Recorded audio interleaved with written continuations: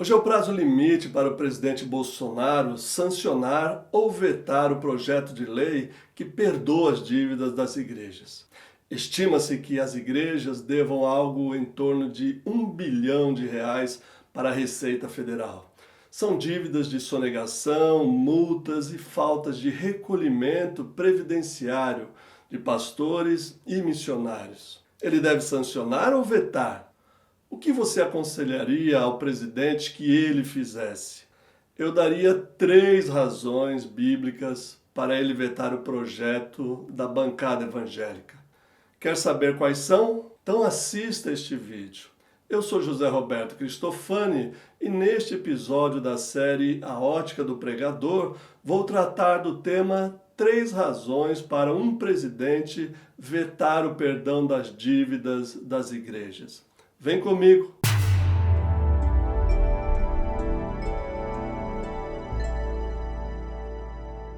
A notícia dessa semana é o polêmico projeto de lei aprovado pelo Congresso Nacional e enviado para a sanção presidencial de perdoar as dívidas das igrejas com a Receita Federal. Segundo estimativas, o valor pode ultrapassar a casa de R$ 1 bilhão.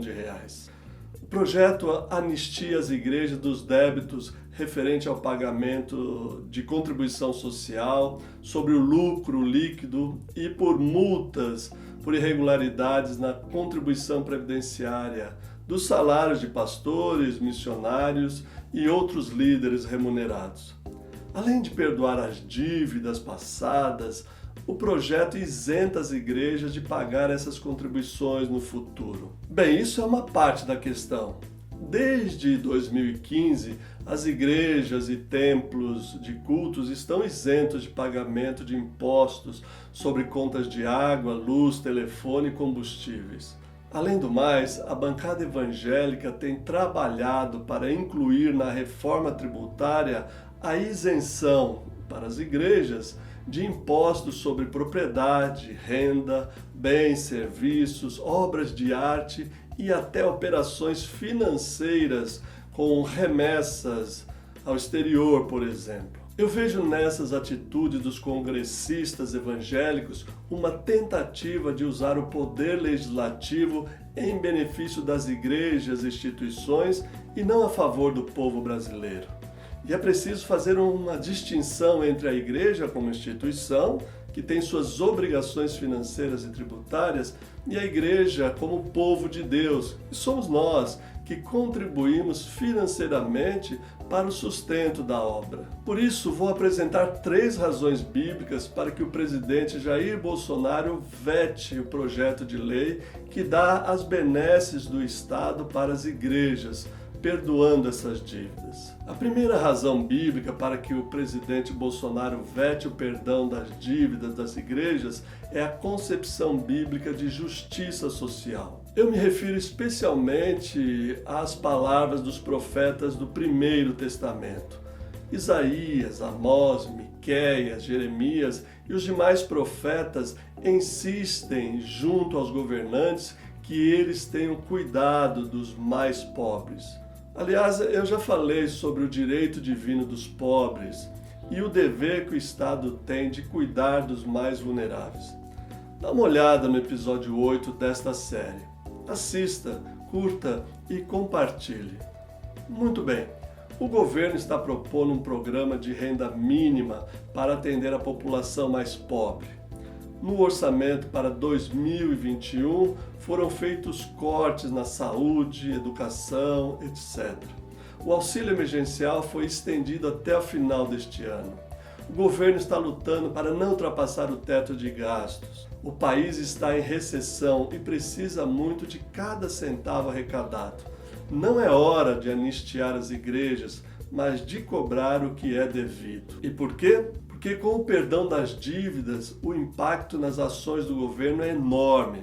Então precisamos perguntar, qual seria o impacto do perdão das dívidas das igrejas para a economia do país? Uma continha rápida pode nos ajudar a dimensionar o impacto social do perdão da dívida das igrejas. Vamos supor que o montante das dívidas seja R$ 1 bilhão. O auxílio emergencial atualmente é de R$ 600. Com o valor das dívidas, o governo poderia pagar mais de 1.600.000 auxílios. Não é pouca coisa. Veja o tamanho do impacto. A segunda razão bíblica para que qualquer presidente vete o perdão das dívidas das igrejas é a palavra de Jesus quanto ao pagamento de impostos. Certa vez, ao ser perguntado se eles deveriam pagar tributos a Roma, Jesus respondeu: "Dai a César o que é de César." É claro que a pergunta era uma armadilha, pois se Jesus dissesse que sim, seria um traidor do seu povo. E se ele dissesse que não, seria um conspirador contra Roma. Mas a resposta foi: "Dai a César o que é de César." Respondendo assim, o mestre passou a bola de volta para aqueles que vieram tentar pegá-lo em uma armadilha. Você pode me perguntar: "Mas pastor, o que esse texto tem a ver com as dívidas das igrejas?" Minha resposta é: tudo a ver. Tudo a ver, pois estabelece um critério para julgar as obrigações de todos para com o Estado. Veja que Jesus não entra no mérito da questão se o tributo a César é legítimo ou não. Ele também não diz se o pagamento das taxas aos romanos é bom ou mal. No meu entendimento, quando Jesus diz a César o que é de César, ele está orientando seus ouvintes a aceitar as regras do jogo político, pois pouco ou nada eles podem fazer contra o poder imperial de Roma. Esse Jesus parece bem conformado, né? Mas as palavras de Jesus não se limitaram ao "dai a César." Ele acrescenta: "e a Deus o que é de Deus." Com esse complemento, o mestre convida seus ouvintes para uma reflexão sobre o que pertence ao Estado e o que pertencem a Deus. Jesus devolve a decisão para seus adversários. São eles quem têm que decidir o que pertence a Deus e o que pertence a César. Assim, não podemos isentar ou anistiar nossas igrejas das obrigações que temos para com o Estado.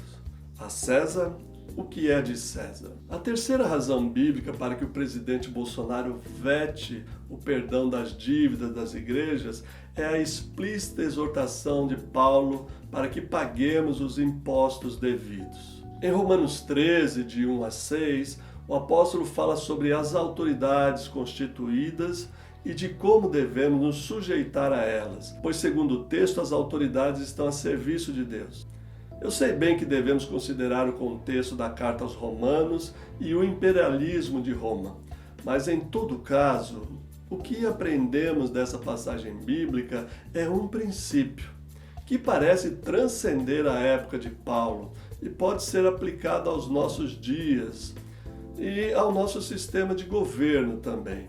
O princípio é que devemos dar a cada um o que lhe é devido.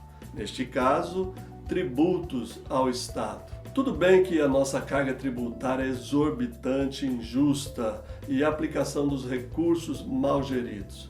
Mas isso não justifica a sonegação. A reforma tributária está em discussão e temos aí uma oportunidade de mudar o sistema de arrecadação e a distribuição dos impostos.